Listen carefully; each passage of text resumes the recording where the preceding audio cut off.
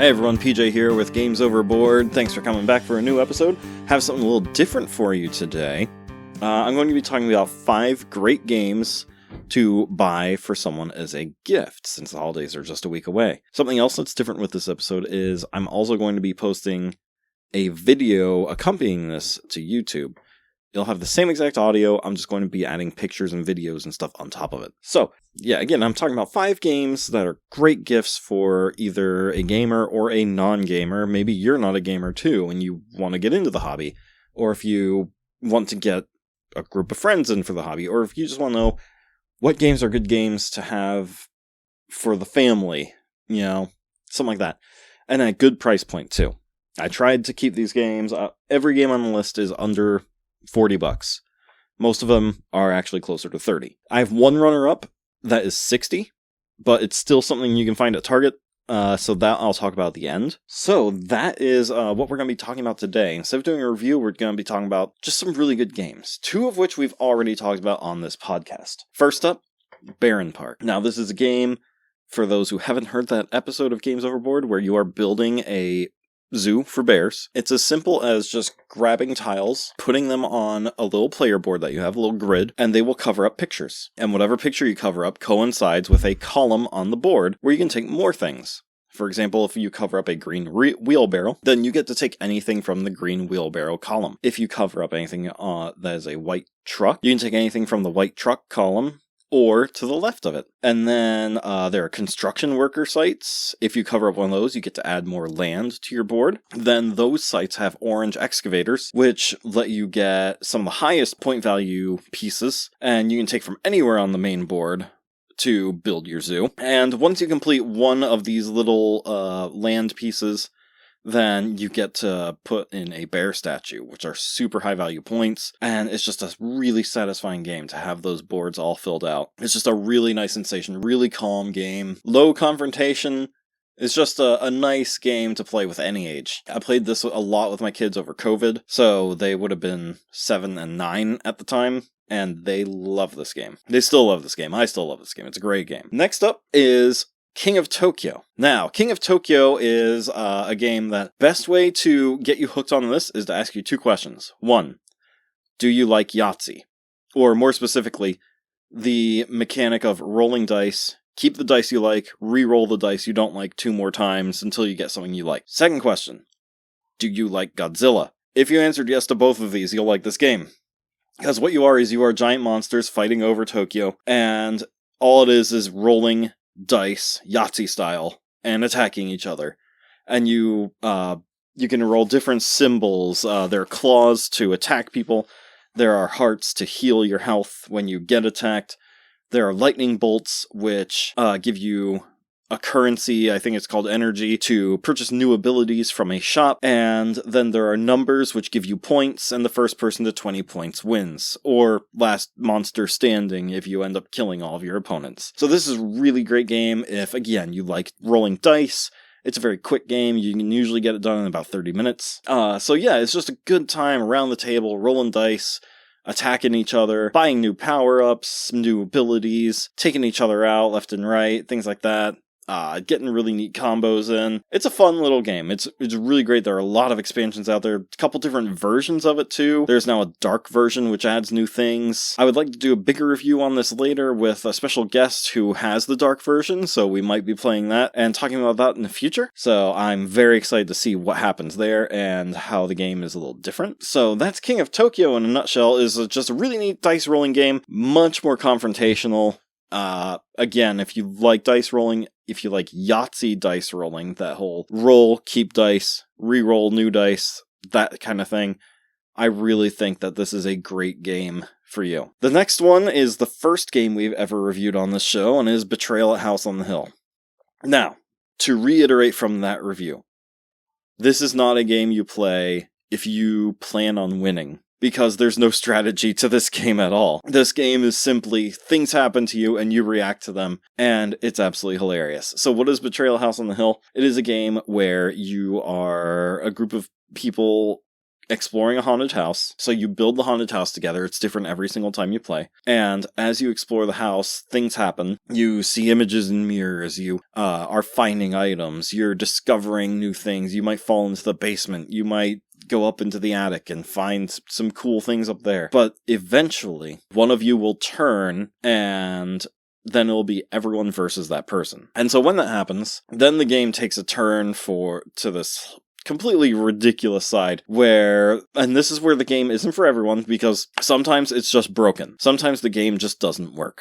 Most of the times, it's absolutely fantastic, though, where you're trying to come up with different ways to stop the other person, stop the haunt, it's called, to stop the haunt from accomplishing their evil goals. And so you're all working together while they have their own specific rule book, and they're trying to stop you and to kill you and take over the house. This game is every grade B horror movie in a nutshell. We've seen Lovecraft storylines. There's a dragon in there. I haven't done that one yet, because it's random every time. There is Frankenstein's monster. There are ghosts in here and zombies, and there's a Saw parody in one of them where everyone has a trap around their neck and they all have to find the key to get them off. And the keys are hidden all over the house. There's one where the house turns into a giant tree, or where the house starts sinking and water's filling up everything. So there are tons and tons and tons of different scenarios in this game. 50 different scenarios, and then there's an expansion that adds 50 more. And then there are various other Betrayal House on the Hill games, and each one comes with 50 more scenarios. So you can just keep playing this game over and over, and it just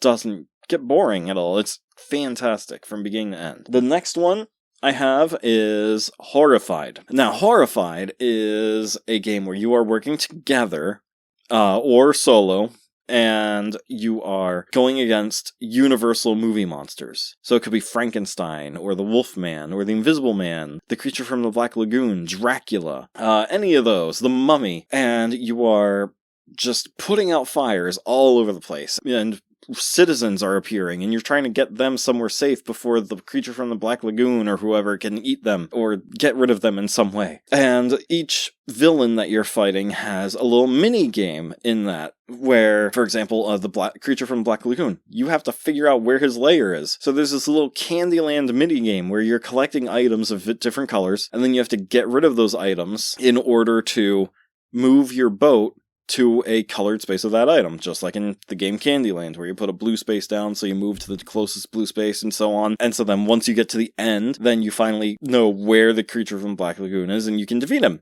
And for Dracula, you have to break all of his coffin, so he can't find anywhere to go to bed when the sun comes up. You have to find silver things for the Wolfman, and so on and so on. And so there's a lot of teamwork and a ticking clock of trying to stop all these monsters before this event deck runs out, or before the terror level gets too high, so you can save the day. There's also an American Legends one. It's the same exact game from what I've heard. I haven't played it yet, but it's basically the same game, except you are going up against American lore, like the Chupacabra and the Jersey Devil and the Mothman and things like that. So I'm really excited to play that one at some point and see how that one measures up to the original Horrified. The last of the 5 games is a really neat one, because it is 1, based on an intellectual property, and 2, it's my favorite genre, which we talked a little bit about in the Dune Imperium review. This is Harry Potter the deck building game, Hogwarts Legacy. Hogwarts Battle. Hogwarts Legacy is a video game that's coming out. So in Hogwarts Battle, what happens is you go through all 7 books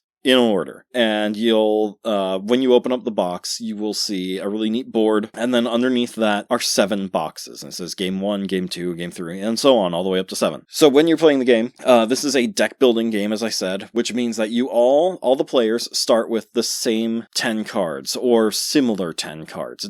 It's 10 cards, and they're very low-level cards. They can't really do a whole lot, and they only have 1 or 2 icons on them. Those icons are a lightning bolt, which is how you do things, like cast a spell or attack someone or something like that. Or there is a coin symbol, which is your currency. And you use that currency to buy cards from a shop on the board where you can get new cards and build up your deck and make it bigger and make it more powerful with these stronger cards. And then each book that you go through, once you finish game 1, you get to open up a box that says game 2, and that adds new villains, new locations to visit, new cards that go into the shop, and the back of the box says there are dice at some point. I haven't played too many scenarios yet because I have to keep rebuilding it and going back to game 1 to teach deck building to people. So I've only gotten to about games 3, I think, is the farthest I've ever got. I'm not sure when the dice come out, but I know that in one of those boxes there are dice. So I'm excited to see what the rest of the game does. The difficulty definitely ramps up too as you start playing. It gets very difficult to do everything you need to do while the villains are putting marks all over the place and you're trying to keep up with them. So it's a great game of teamwork. If you like Harry Potter, even if you don't, there's still some really neat mechanics in here. If you don't too, there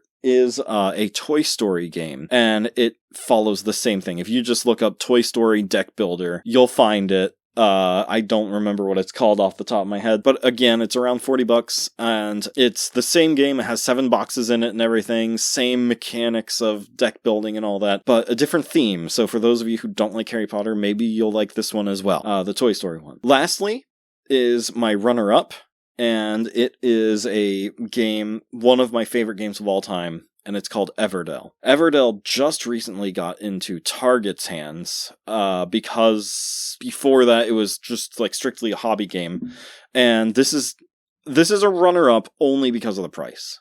This would be in my top 5 otherwise. This is a $60 game, and to me, it's worth it. The artwork on it is absolutely fantastic, and the pieces in it are really cool too. So, how does it work? It is a worker placement game. Worker placement games are games where you have these little workers, as they are, like these little wooden animals, forest critters, and you put them on the board in certain spots all around the board to get whatever is on that spot. For example, if I want to build a school, I need 2 resin and 2 sticks. So I would take my little squirrel and I would put it down to get on the spot that has 2 resin, and I would get that resin then. And I get it immediately. And then squirrel would take their second turn and go get some sticks. And then the other player would, do their thing, trying to accomplish their goal. And now, Squirrel has spent both of their workers getting resin and sticks, and now they can use that to buy the school. And then, you get that card, and you get to put it down in front of you. And then the school also has a little picture of the school teacher. So that means that if the school teacher is available, you can use a turn to just summon that person to come work at the school. You don't have to pay for that person because you have the building there that kind of just draws them in, which is so cool. And there are lots of neat pieces like the sticks, the logs look like logs. Problem is they roll a little bit, but there are stones that are really nice, smooth stone shape and quality. The berries that you use to get people, because people need food, are this really neat squishy polymer of some kind, and the resin is this gorgeous, translucent, amber-colored plastic. All the pieces are this really neat wooden cut meeples, and they all look great. The artwork, again, is absolutely amazing in it. There's this really cool tree that makes it hard to play if you're sitting around a table, because that means someone's going to be blocked by the tree, but it's not necessary for the game, at least, so you can just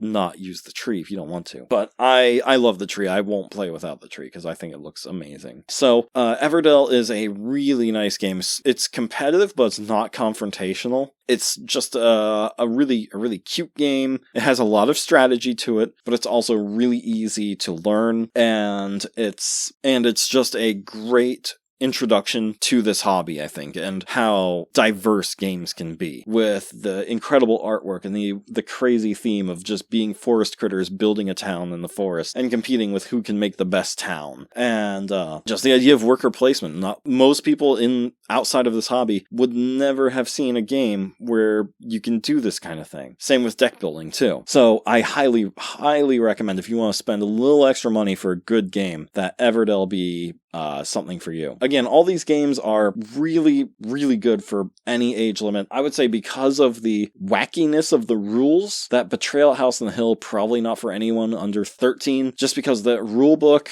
if a little kid, like a 9-year-old or an 11-year-old or a 10-year-old, became the haunt, became the traitor, they would have some issues figuring out what the heck to do and how to win. But in terms of like theme and everything, like it's a fine game to play. There's nothing wrong there. So that is what I would recommend for you as just 5 really cool games. And today was a short episode, but hopefully for someone out there, this was an informative episode, and hopefully this was an episode that you could use to your advantage and maybe get some last minute shopping done.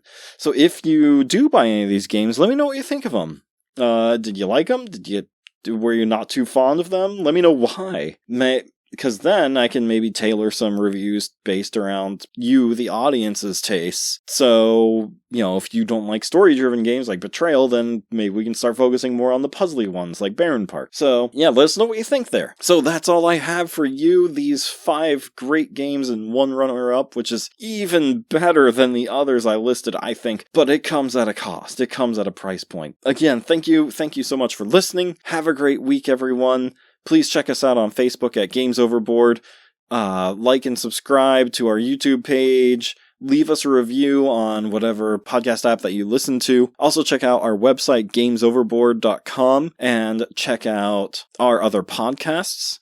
Danger and Dice, where we play Dungeons and Dragons and get into a whole bunch of crazy mischief, like convincing a unicorn he is actually a deformed horse. And The Well House Exorcism, where we talk about our real haunted houses. And when we're done with that story, we then move on to talking about haunted objects and pass judgment on whether or not we believe these things are actually haunted. So thanks everyone, have a great week, and we'll see you next week.